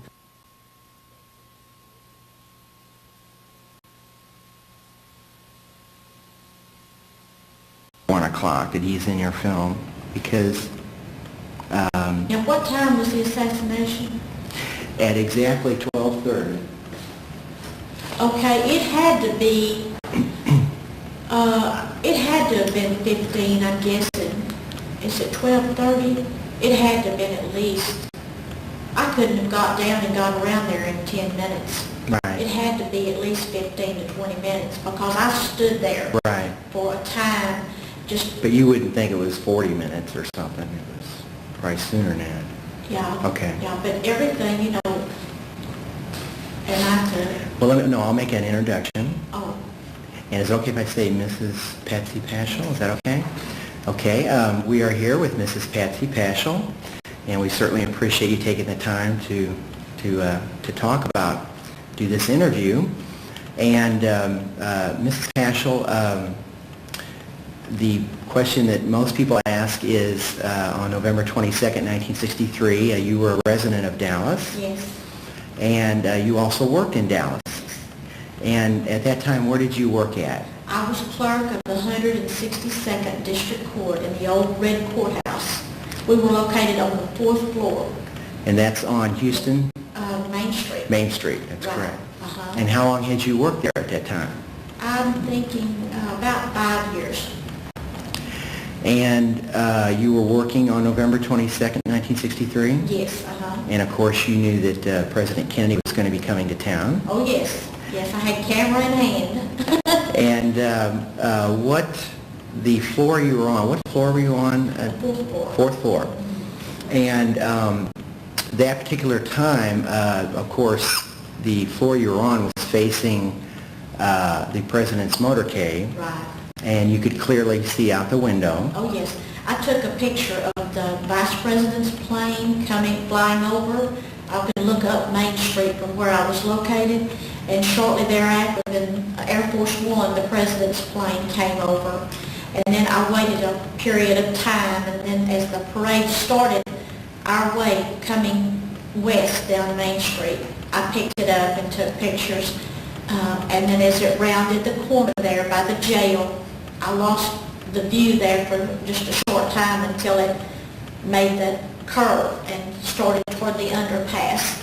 And had you heard on the radio that they were coming that way, or you just knew about what direction they were coming, or possibly you saw it on TV, or I mean... Just a little bit of everything. Everybody knew. In fact, I believe there was a map in the newspaper telling the route the President would be taking that day as he would be coming through town for the parade. And at what point did you start taking your movie film?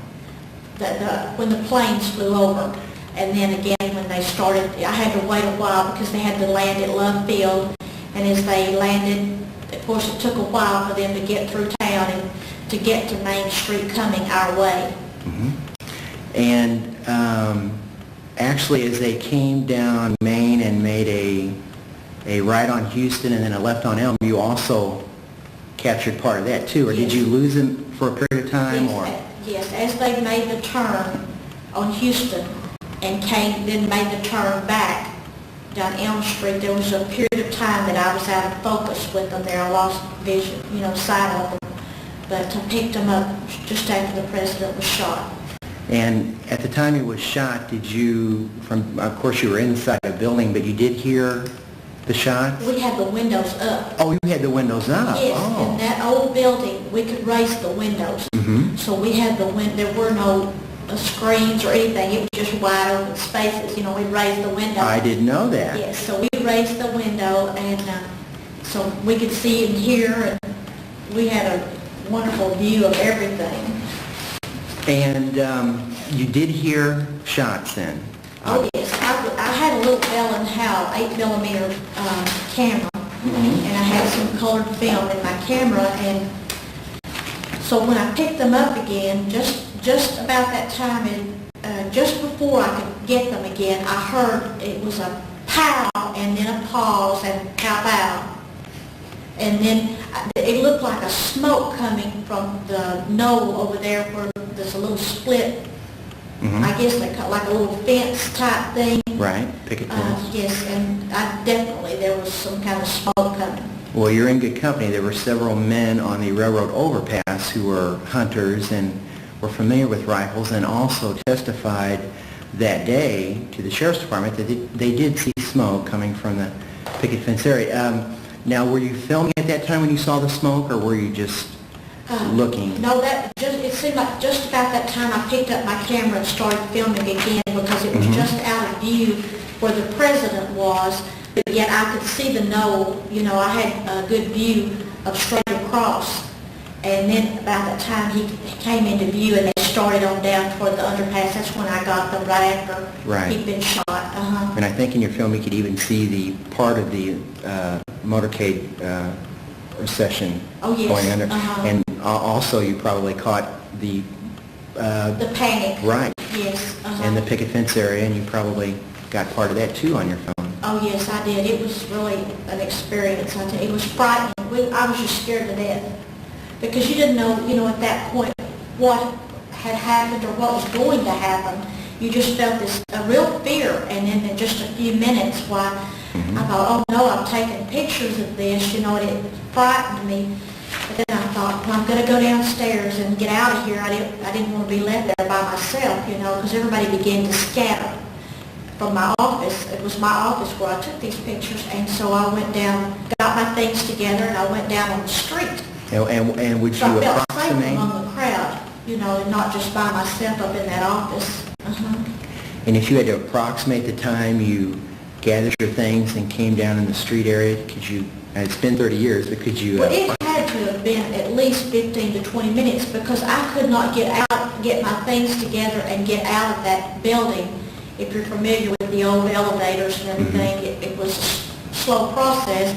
And then I had to go across the street, and I was over on the west side of the building by the old jail. And it had to have took me a few minutes because I stood there after that happened and watched the panic of the crowd for a few minutes. And, it was just unbelievable what was happening. Everybody was going in every direction. They didn't know which way to run. And some were screaming. And, of course, across the street, I could look down on the sheriff's department. They were running out the doors and running toward every direction, And it was just unbelievable. No one knew which way to run and what they were running for. It was kind of... Mass chaos. Yeah. Where were you going? Where are we going? You get that impression, so... But probably you would say that it probably did not take you more than a half hour to get out in the street area? No way. Okay. No, it would have been within a half hour. And on the street. You were actually shown in Life magazine, correct? Yes. And a still from your movie film was shown in Life magazine. It would be the president just before he went under the underpass. Could you identify yourself in that as, if you could hold that up in front of the camera? Yes, sure. I had black hair then. And that's a still of your movie film? Yes, is it on right here. the left-hand portion? Okay. Thank you. Yes. And then, of course, after that, did you hold on to your film for a while, or? I still have them today. You still have them today? Yes. And we talked about a document that you had not seen before, and in that document they had said that your attorney, Mr. Bruner, at that time of the law firm of Daugherty, Bruner, and Lateslick, he had taken the film to, as they say here, it was Dynacolor, and had called the FBI to see if they would be interested in looking at the film. Are you aware? Eastman Kodak. Eastman Kodak. Okay, Yes. they're incorrect They there. were taken. He walked them through Eastman Kodak. So to preserve and protect them, And then at a later time, did you get possession of the film and put it in a safe, or? He has it in our lockbox. He has it in your lockbox. And as far as you know, it is the original. It is the original. Yes. Okay. He told me today. I spoke with him this morning, and he said that we definitely had the original. Okay, good. There, let me just show you this, which we talked about earlier. This document that is obviously a FBI document from the Assistant Director, Alan Rosen, and it states that Attorney Bruner had taken the film and given it to a Special Agent, Robert Barrett, and that Barrett had given him a receipt, and then 3 weeks later he brought the film back, and the attorney had taken the film to Life magazine, and Life magazine said that we would be interested in the film if it was the original, and according to that document, Attorney Bruner told them that they did not have a copy made and that it was the original. And then Life magazine said, I'm sorry, it's not the original, and then according to that document, Attorney Bruner went to the FBI and said, is it possible that Agent Barrett inadvertently gave us a copy and not the original? And according to that document, there's some sort of discrepancy as to whether you got your original film back. Well, as of today, I talked to my attorney, Mr. Bruner, this morning, and he said that there's no question, we have the original. And he did tell me at the time that our film had been, or my film had been subpoenaed, and that they were, Washington was sending a courier here to pick it up, that they were going to use it for some investigative purposes. And I'm not familiar with the Life magazine, because Life magazine used that one cut, and there's never been any, to my knowledge, any question about it being the original film. And did your attorney also say he knew of Robert Barrett and Yes. that he was in the film, and it is true that he had mentioned he was in a part of your film? Yes. Okay. Yes. Also, that he was with him when he went through I call it Eastman Kodak, because that's what it was, when the film were developed, that Mr. Barrett was there with him. And of course your film did show the north and south side of Elm Street in the area where Kennedy was killed. Yes. Now, on I believe the third page there's a section that's blacked out. And they say, in view of above, which is blacked out, they say Agent Barrett should be contacted in order to give full answers to the Bureau and to Attorney Bruner. Could you hold that up in front of the camera? And again, as far as you know, you don't know anything about that. Yeah, I've never seen this before. This is the first time I've ever read this Document. This document before. And when was the last time you spoke to Attorney Bruner, besides About 7:30 today? And before that? It's been, a good while, A good long time. maybe a year. And as far as you know, the Warren Commission did not contact you about your film? No one to this day has ever talked to me about this film or asked me any questions about anything. Until today? Until today. And no one from another magazine has ever come to interview you? No. There's been no one on any investigative committee, not an attorney, not a magazine, no one, other than Life magazine for that one frame that we used in that one issue of Life. That's the only time. Nobody has ever asked me anything. And I'm not knowledgeable of anything that's pertaining to me like this. And when is the last time you saw your film? I mean, have you seen the entire film that you did, and personally? I mean, Oh, you've yes, seen- oh, yes, And you have that on a reel? Oh, yes. And it's in a lock? Yes, Okay. Well, the question was that Barrett said he saw himself in the film. And of course, we're trying to find out at what point. At the end, after the assassination, when I did go down on the street, at that point, that's where he's in my film. Okay, After good. this, probably, like I said, it had to be at least 20 minutes or so, 15, 20 at least, before I could get down and get around to where I had to go. from And you where were I still filming when you came down? after I crossed, yes, after I street. got downstairs, I What, started filming. do you remember what parts you filmed? Did you also film I was just filming everything. everything? Everything. So you probably did get the south side of Elm Street and the picket fence area and all of that? Oh, and- yes, I did when I was filming from upstairs, because I had a straight shot from where up on the fourth floor with no windows, no obstructions. I could see straight across to everything. It was just there before me. And again, the attorney knew of Barrett and had Oh, yes, he known knew that him well. Yes, he knew that he'd gone to Notre Dame. And he even knew that Barrett mentioned he even knew that Barrett saw himself in the film when you talked to him this morning. Right. Okay. Right. And how has your life been affected by this national tragedy? I mean, has the city of Dallas has unjustly been reprimanded for this? Again, it was a national tragedy. It could have happened in any city in the world. And do you feel that there's more questions to be answered? Or I do personally think it's a little strange that no one has come to talk to you and no one has come to examine your entire film and show that to the general public. But you did say earlier that you thought that you saw smoke from the picket fence area. Oh, for sure. That's for sure. But, all through this thing, I knew that for someone that had the view that I had, which was a perfect view, other than at the actual shooting, I couldn't imagine when they were doing all these investigations. And I had so much better view than a person on the street. And I was just looking at the wide open thing there, everything that was happening.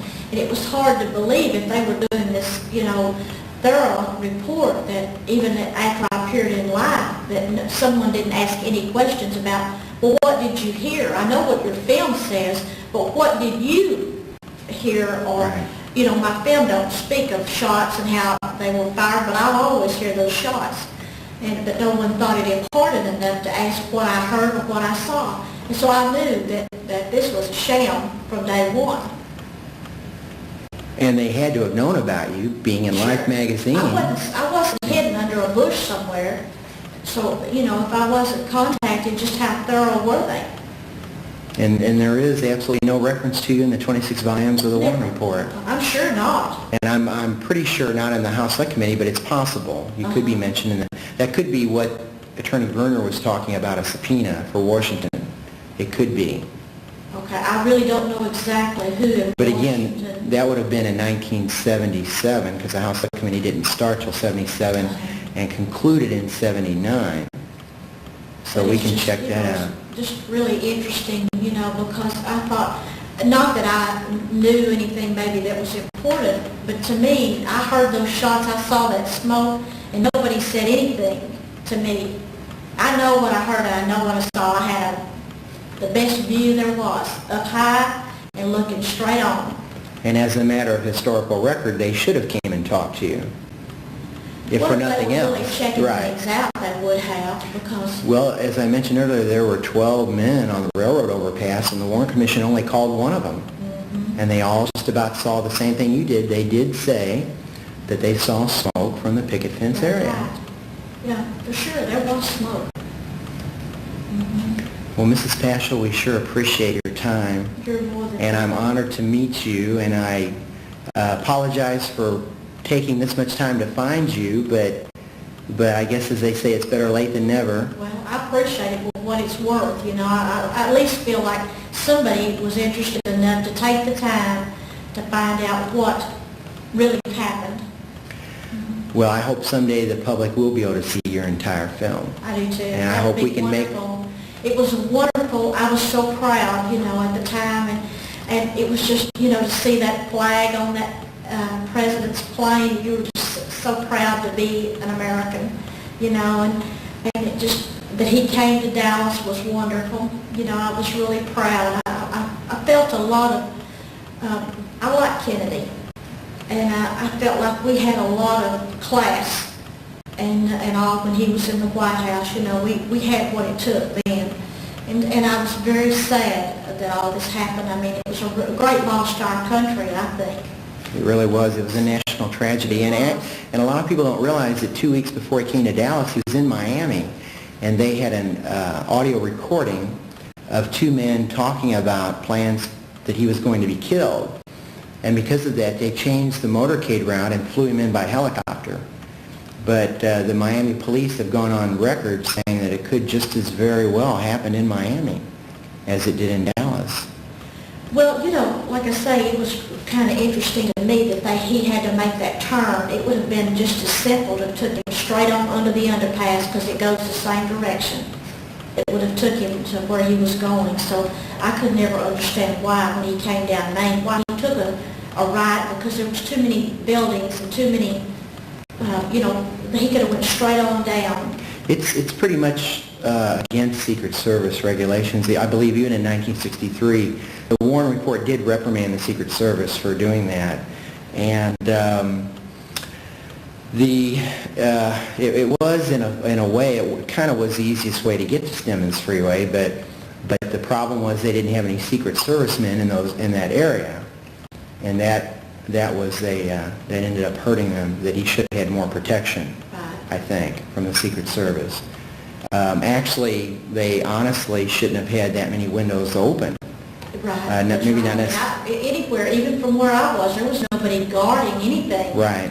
Everything was just wide open. And like I said, it would have been a security thing to me to have took him straight on down Main Street instead of making that turn. Right. You know, because that was just inviting problems to me to do that because of the buildings and everything.